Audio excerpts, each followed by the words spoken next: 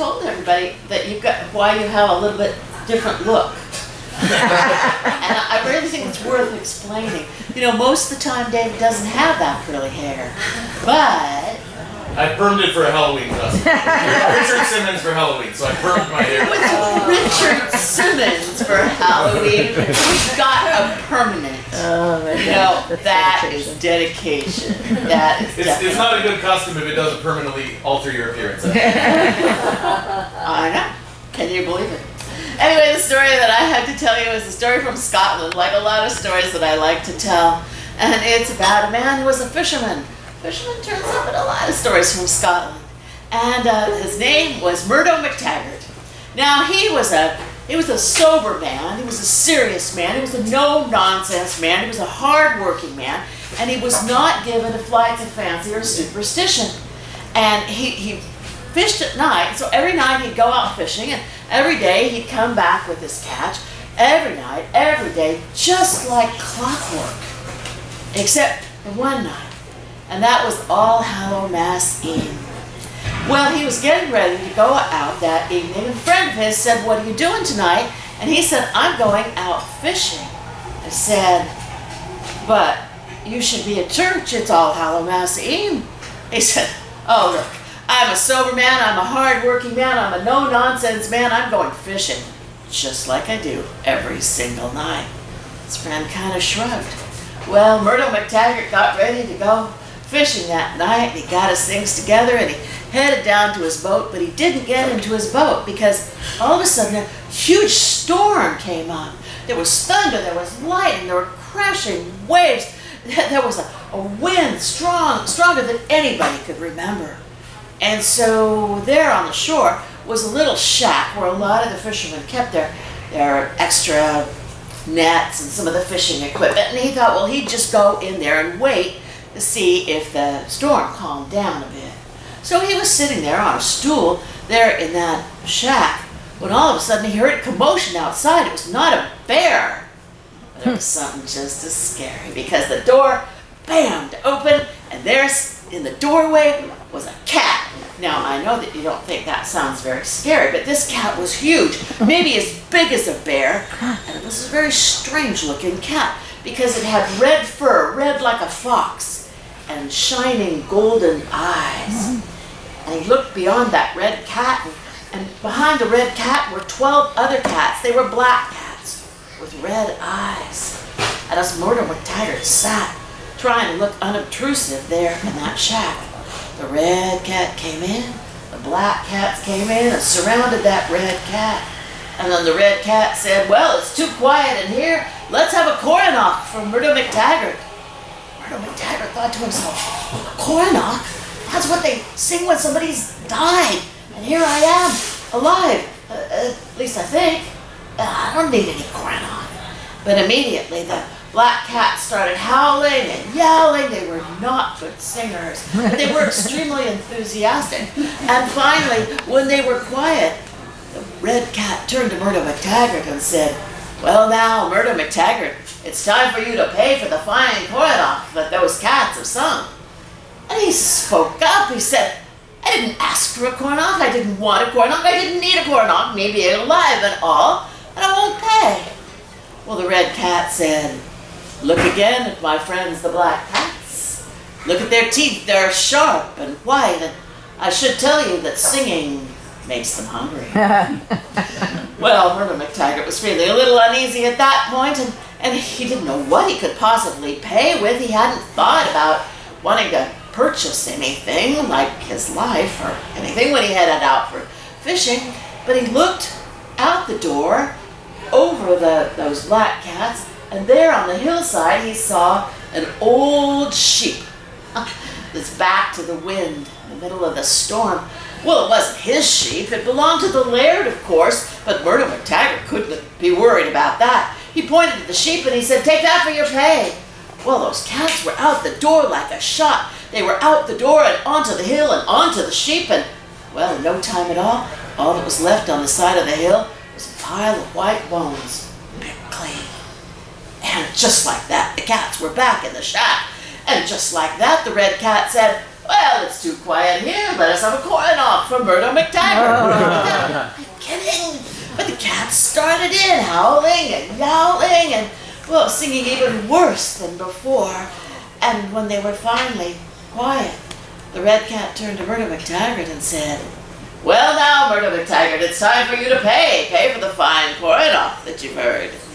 He said, I can't pay. I didn't ask for a coronach. I don't need it.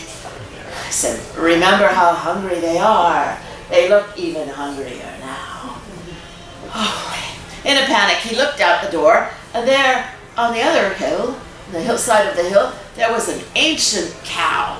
All skin and bones. It belonged to the laird, of course, but Murdo McTaggart did not care about that. He said, "Take that for your pay," and like a shot, the cats went out the door, up onto the hillside, up onto that cow, and in no time at all, there on that hillside was a pile of bones, picked clean.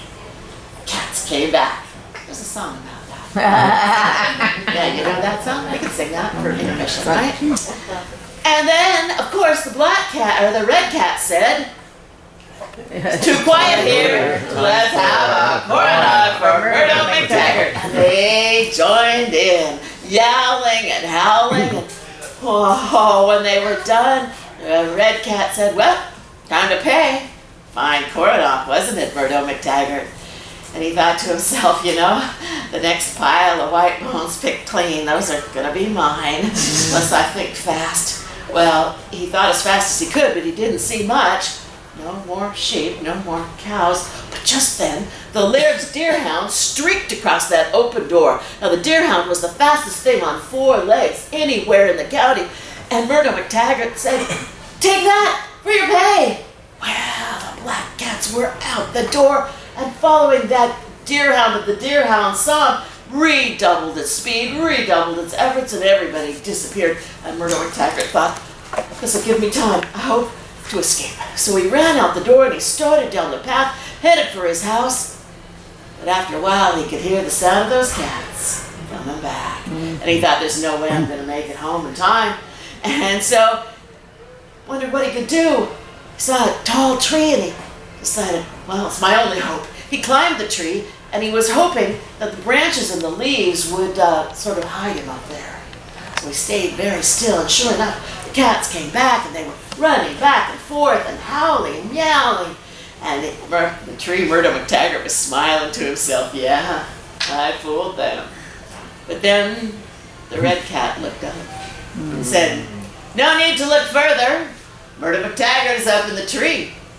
Well, one of the black cats sprang up the tree, climbed up to where Murdo McTaggart was. He waited till the black cat got close, then he drew his dirk and plunged it into the cat's breast. And, well, I don't know how many lives that cat had left, but apparently that took care of all of them, because the cat just fell right out of the tree and onto the ground, dead. Second cat sprang into the tree and he fared no better, dead. And a third cat, yeah, pretty much the same thing.